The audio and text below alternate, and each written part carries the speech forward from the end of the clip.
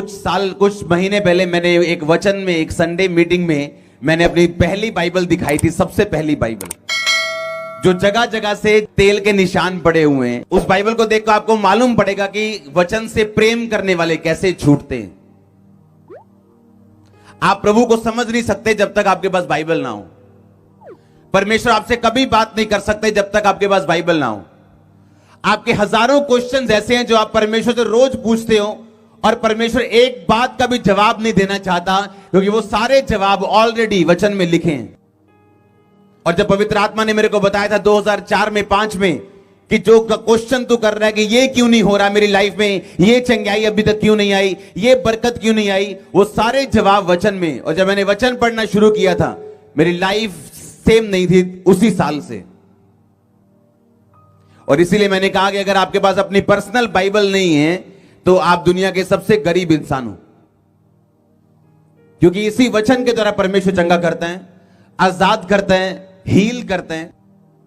किसी के पास लीगली ये अधिकार नहीं कि आपके घर पे कोई कब्जा करे। पर क्या कब्जे नहीं होते? आज भी होते कि नहीं होते? क्यों? अगर वो जगह उनके नाम में तो कब्जा क्यों होता है फिर? बाइबल कहती है उसके कोड़े खाने से हम चंगे हो चुके हैं, पर आज भी कुछ लोग बीमार हैं। बाइबल कहती है उसके खून बहाने से हमारे पाप माफ है। बाइबल कहती है उसके बांधे जाने से हम छूट चुके हैं, लेकिन आज भी क्रिश्चियन लोग भी ऐसे हैं जो शैतान के बंधन के नीचे है। फिर ऐसा क्यों है? अगर आपके रजिस्ट्री वाले घर पे कोई कब्जा कर सकता है, तो उसी तरह से शैतान आज भी ये साबित करना चाहते हैं कि जो वचन में लिखा है वो झूठ है।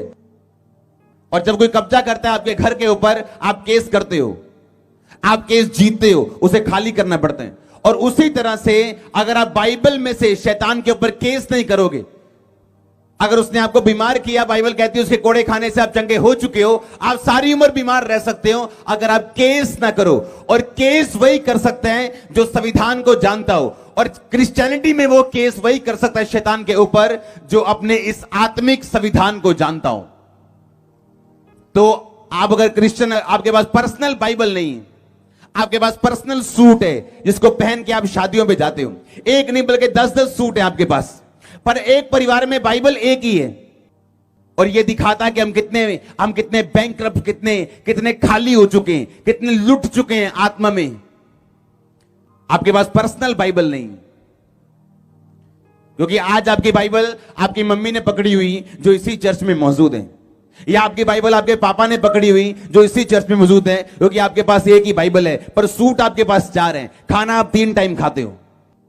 आज जब वचन से प्यार नहीं रह गया लोगों को, ना वचन के बारे में लालसा रह गई, इसीलिए हम क्वेश्चंस करते हैं और जवाब नहीं आता, क्योंकि परमेश्वर ने पहले से लिखित रूप में जवाब दिया हुआ है। और जिस बात में परमेश्वर ने पहले से जवाब दिया हो, कि परमेश्वर ने कुछ जवाब लिखित रूप में दे दिए बाइबल में, कि मुझे बार बार सिरदर्दी ना हो और लोगों को बार बार बोलना ना पड़े ताकि लोग पढ़ें और जवाब लें, आज वही जवाब वाली बाइबल आपके पास नहीं है। आपकी बाइबल आपको बताती है, आपका वचन जो आप पढ़ते हैं वो आपको बताता है आपने क्या करना है।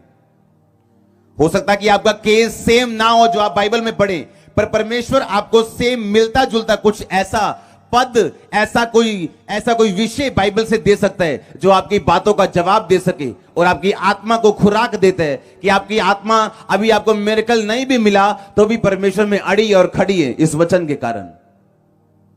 आज आपकी लाइफ का बेस्ट डे है।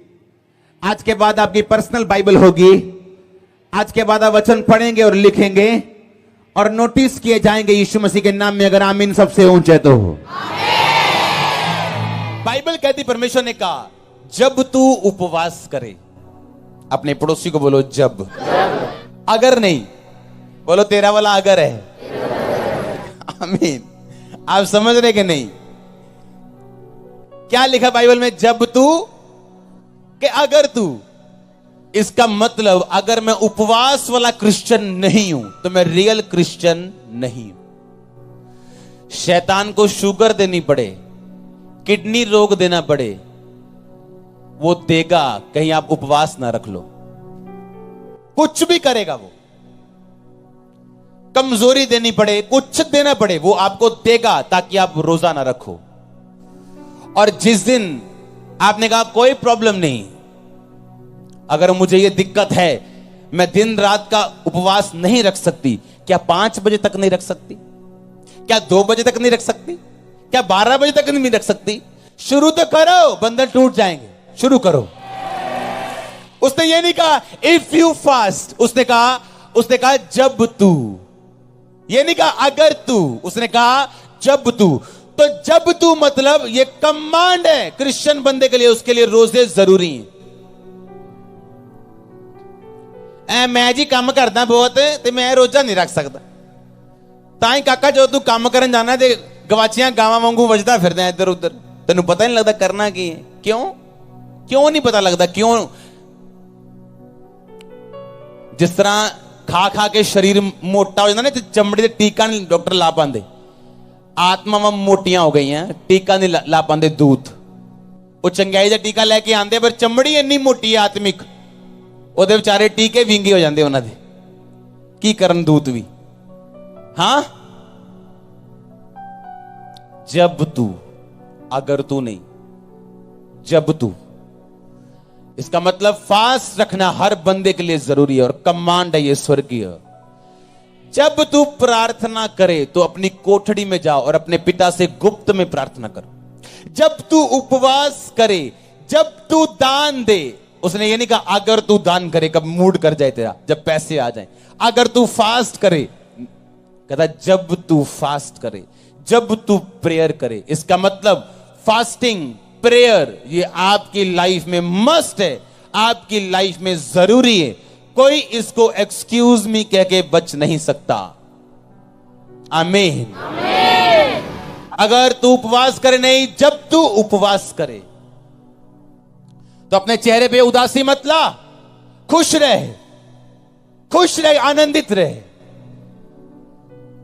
आनंद का आत्मा पे आए।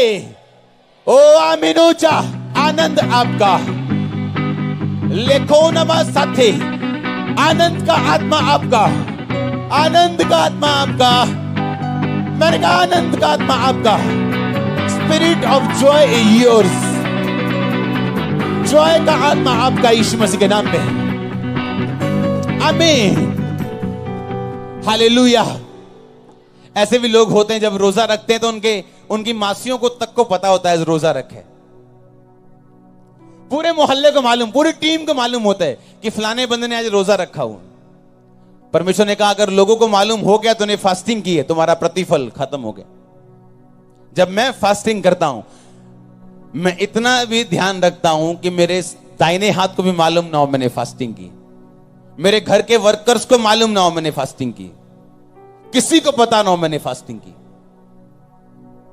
बाइबल का एक एक वचन आग का ताया हुआ वचन है। वो यीशु मसीह के मुंह से निकला एक वचन आपकी लाइफ चेंज कर सकता है पूरी तरह से।